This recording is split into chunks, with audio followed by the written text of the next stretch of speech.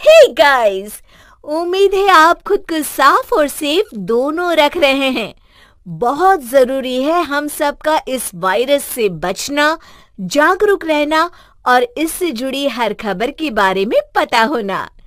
इसलिए हेलो लाया है fight against corona virus initiative, जिसके जरिए आपको इस वायरस से जुड़े हर सेफ्टी मेजर और हर खबर के बारे में रेगुलर अपडेट्स मिलते रहेंगे। Stay safe. Download the hello app now.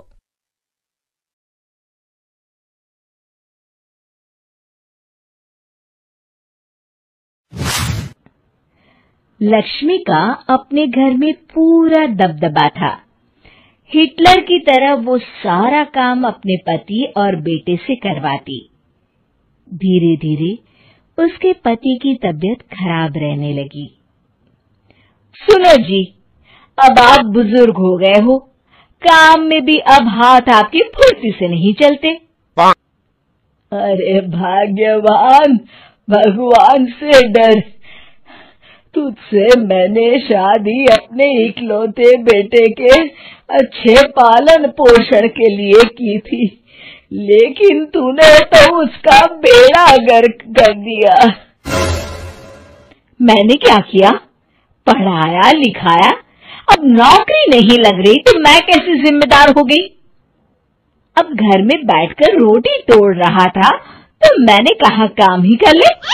एक तो भला करो और ऊपर से बातें सुनो। तभी सारंग वहां आ जाता है।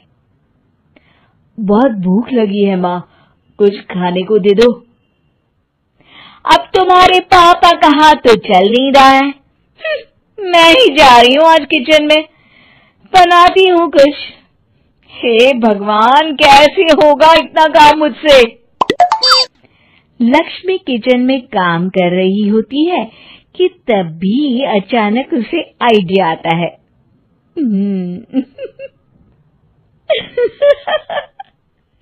अरे मैं भी ना, अरे यहाँ तो फ्री की नौकरानी ला सकती हूँ मैं, फिर मैं क्यों खाना बना रही हूँ? उस दिन लक्ष्मी सारंग की पसंद का खाना बनाती है और बैठकर उसे बड़े ही प्यार से खिलाती है। खा ले बेटा, खा ले, पेट भर के खा ले। अरे रुक, मैं तेरे लिए ना गर्मा गर्म रोटियां लाती हूँ। सारंग और उसके पिता एक दूसरे की ओर बड़े ही हैरानी से देखते हैं। बेटा सारंग, जरूर दाल में कुछ काला है, वरना ये औरत तो हमें बासी खाना भी सुकून से ना खाने दे। सुनील की बात लक्ष्मी सुन लेती है और जोर जोर से चिल्लाने लगती है। अरे हाँ, भलाई का तो जमाना ही नहीं रहा। एक तो आग में खुद को जलाकर तुम लोगों के लिए खाना बना रही हूँ और ऊपर से तुम्हें दाल काली लग रही है। अरे माँ, पिताजी का ये मतलब नहीं था, तुम बुरा मत मानो। अरे हाँ बेटा, तू कहता है तो मान लेती हूँ। लक्ष्मी सारंग के पास बड़े ही प्यार से बैठ जाती है और फिर कहती है, बेटा मैंने ना तेरी शादी करने की सोच ली है। अब तेरे पिताजी के हाथ भी नहीं चलते, तो सोच रही हूँ तेरे लिए बीवी ले आऊं। अब पता नहीं ना मैं भी कब मर जाऊं।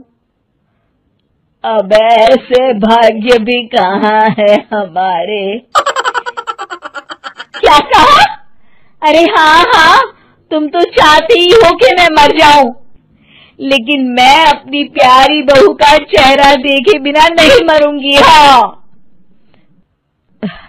माँ, शादी तो मैं कर लूं, लेकिन मैं नौकरी नहीं करता, फिर कोई क्यों देगा मुझे अपनी बेटी? अरे क्यों नहीं देगा बेटी? इतना बड़ा घर, खेल खलियान है, किस चीज की कमी है हमारे पास? जो आएगी राज करेगी, राज। हम तो ना कर पाए राज। ये बोलो कि एक और नौकर तुम्हारे पास आ जाएगा। मैं कहती हूँ चुप हो जाओ। अरे खुद के घर का खाना बनाएगी तो क्या नौकरानी हो जाएगी? अब तुमसे तो किचन का काम होता नहीं, तो कोई तो करेगा ना। ठीक है माँ, तुम जैसा सही समझो बस। अब मेरी एक शर्त है, लड़की जो भी हो वो दिखने में कैसी भी हो या कहीं की भी हो, बस पढ़ी लिखी होनी चाहिए। अरे हाँ हाँ, ला देंगे पढ़ी लिखी बेटा, मैंने कौन सा काम करवाना है उससे। हाँ। और फिर एक दिन पास के गांव की ही रति से सारंग की शादी हो जाती है।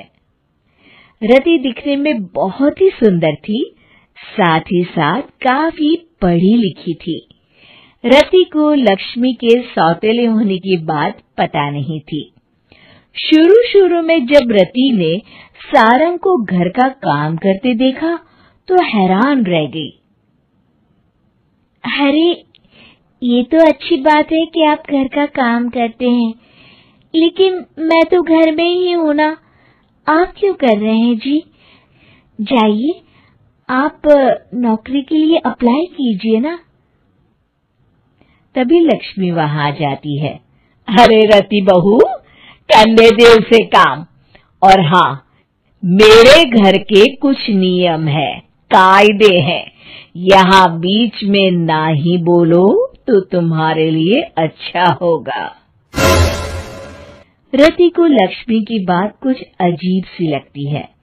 वो समझ नहीं पाती है कि वो ऐसा व्यवहार क्यों कर रही है, लेकिन उसे लक्ष्मी के सौतेले होने के बारे में कुछ पता नहीं चलता है। फिर एक दिन तो हद ही हो जाती है।